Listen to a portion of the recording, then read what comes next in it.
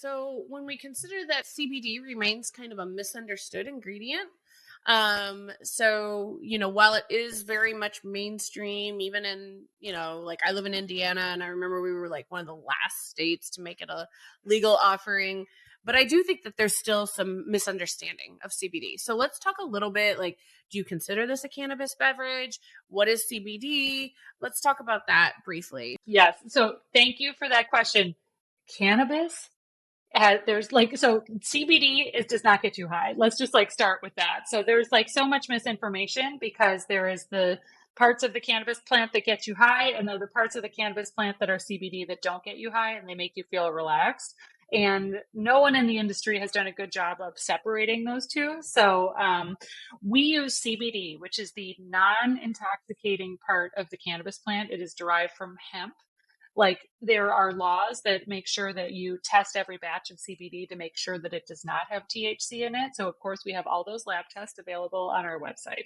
So this is a non-intoxicating adaptogen. We use CBD because it is a very powerful adaptogen, which again is a molecule that helps us adapt to stress. And we only are using 10 milligrams of CBD in the beverage. And actually it is by volume, it's the lowest functional ingredient. So we have reishi mushroom, which I used to drink in my coffee. I've used as a supplement for a long time.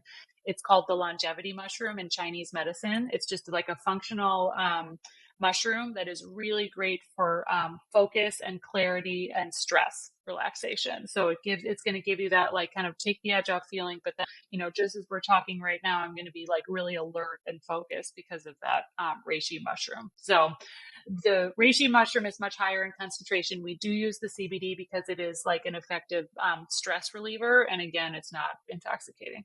And with the mushroom, this is not like a mushroom variety that you can find at the grocery store shelf. So they're, the longevity mushroom in Chinese medicine, they're like these big brown, kind of disc looking mushrooms, and they are mostly used in supplements and Chinese teas. People in North America have been using reishi mushroom probably for the last 10 years because there's the most research on it in terms of its like stress relieving, like adaptogenic qualities, as well as for brain health. One thing about drinking alcohol that none of us like to admit, but it's just true, is that alcohol, is detrimental to our brain health. Like there's a Dr. Amen out of California that talks all the time about drinking alcohol makes your brain older. And so we really wanted to put something in the drink, which is reishi mushroom, that is going to, help your brain like actually be better. Like it's going to be good for your brain structure and cells rather than bad for it.